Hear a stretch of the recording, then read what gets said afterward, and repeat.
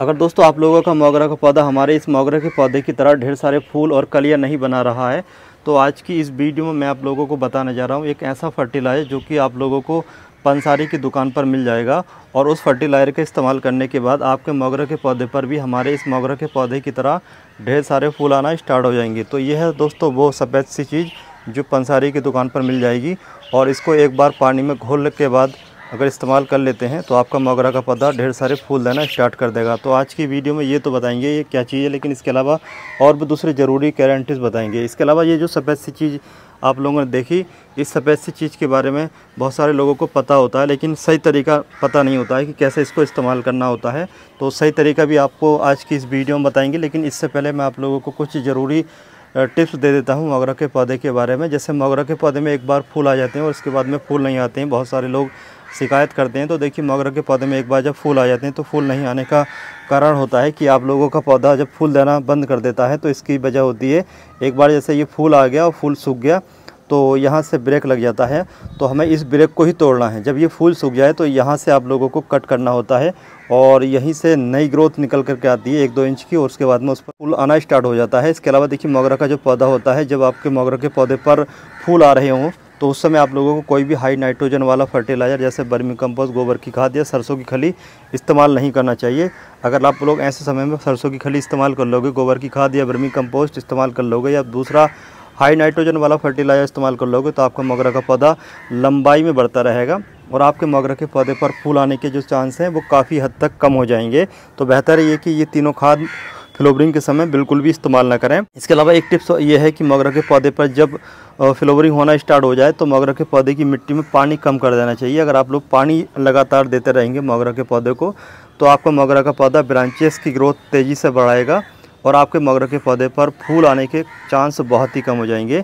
इसके अलावा बारिश के सीज़न में मोगरा का जो पौधा होता है ये काफ़ी लंबी लंबी इस तरीके की ये ब्रांचेस निकालना स्टार्ट कर देता है। जैसे ये आप लोग देख रहे हैं, तो इस तरीके की ब्रांचेस पर फूल नहीं आते हैं, तो ऐसी ब्रांचेस को आप लोगों को कट कर देना चाहिए। यहाँ से इसको आप लोग कट कर देंगे तो 2 ब्रांचेस निकलेंगे, उस पर ही फूल आना स्टार्ट हो जाएंगे। क्योंकि बारिश के सीज़न में इस तरीके की ब्रांचेस निकलती हैं, हाई नाइट्रोजन की वजह से निकलती हैं, क्योंकि बारिश के पानी में नाइट्रेट होता है जो कि मिट्टी में जाने के बाद में नाइट्रोजन में बदल जाता है। तो ऐसे में पौधे की ग्रोथ ही स्टार्ट होती है, ग्रोथ पर ज़्यादा ध्यान देता है मोगरा का पौधा बारिश के सीज़न में। तो इस बात का खास करके ध्यान रखना है, जब भी आप लोग मोगरा के पौधे को लगाएं तो बारिश के मौसम में इस तरीके की जो भी ब्रांच निकले उसको कट जरूर कर दें। मोगरा का पौधा वैसे भी ये बेल वाला पौधा होता है, तो इसकी जो पौधे की ब्रांचेस हैं वो बेल की तरह ही बढ़ती हैं। अगर आप लोगों को मोगरा के पौधे से अच्छी फ्लावरिंग चाहिए फर्टिलाइजर इस्तेमाल करने के बाद में, तो आप लोगों को मोगरा के पौधे को ऐसी जगह पर रखना होगा जहाँ पर तेज़ धूप आती हो।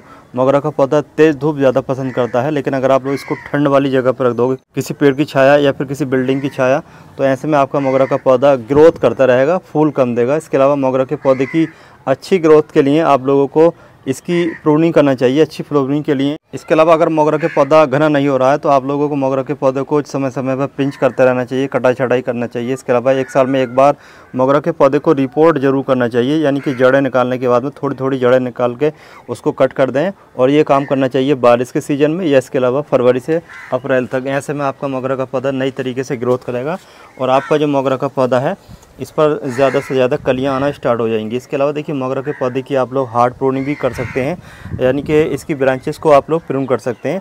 तो प्रून करने का काम जो है वो भी फरवरी और रेनी सीजन में होता है, तो ये आप लोग कभी भी कर सकते हैं। ऐसे में आपका मोगरा का पौधा घना होगा और आपका मोगरा के पौधे पर काफ़ी अच्छी फ्लावरिंग होगी। अभी रेनी सीजन चल रहा है, तो देखिए हमने हमारे इस दूसरे मोगरा के पौधे की प्रूनिंग कर दी है।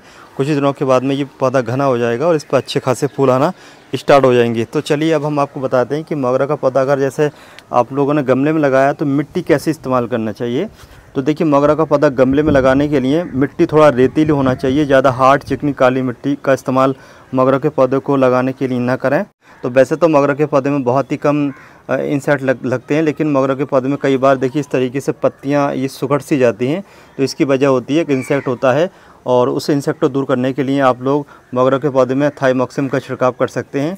इसके इस्तेमाल करने से आपके मोगरा के पौधे की पत्तियां सिकुड़ेंगी नहीं, नाव के आकार की नहीं होंगी। जिस तरीके से ये सुखड़ रही हैं ना, तो ये नीचे से बारीक बारीक कीड़ा अटैक कर देते हैं। इसके अलावा सफ़ेद मक्खी होती है, उसका भी अटैक करने की वजह से इस तरीके की समस्या आ जाती है। खास करके ये बारिश के सीज़न में ऐसा आपके मोगरा के पौधे के साथ होता है। तो अब चलिए आप लोगों को बताते हैं कि ये जो सफ़ेद सी चीज़ है इसको कैसे और कब इस्तेमाल करना है और इसका क्या नाम है। तो दोस्तों ये है फिटकरी, जिसको एलम कहते हैं।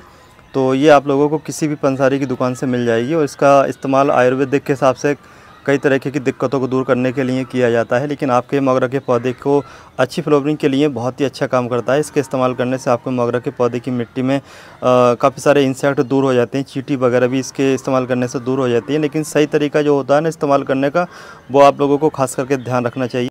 तो इस फिटकरी को मोगरा के पौधे में इस्तेमाल करने के लिए सबसे पहले आप लोगों को टी लीफ फर्टिलाइज़र बनाना है। तो हमने ये टी लीफ फर्टिलाइज़र बना लिया है। अब हम इसको इस्तेमाल करने का सही तरीका बताते हैं। कई बार आप लोगों ने अपने पौधे में इसको इस्तेमाल किया हुआ तो कम ज़्यादा इस्तेमाल कर लेते हैं। तो कोई भी आप लोग छोटा या बड़ा टुकड़ा ले लीजिए और उसको 10 बार इस तरीके से घुमा लीजिए। देखिए 1 2 3 4 5 6 7 8 9 10। तो देखिए 10 बार इस तरीके से घुमाने के बाद में आपके मोगरा के पौधे की लिए ये फर्टिलाइज़र बिल्कुल बन करके तैयार हो चुका है। और आप लोग जब इसको अपने मोगरा के पौधे में एक बार इस्तेमाल कर लेते हो तो इसको 6 महीने तक कोई भी खाद देने की ज़रूरत नहीं है। और आपका मोगरा का पौधा कुछ ही दिनों के बाद में इस तरीके से ढेर सारी कलियाँ और फूल देना स्टार्ट कर देगा। तो ये वीडियो कैसे लगी कमेंट करके जरूर बताएं। फेसबुक पर देख रहे हैं तो हमारे पेज को फॉलो कर लें, यूट्यूब पर देख रहे हैं तो हमें सब्सक्राइब ज़रूर कर लें।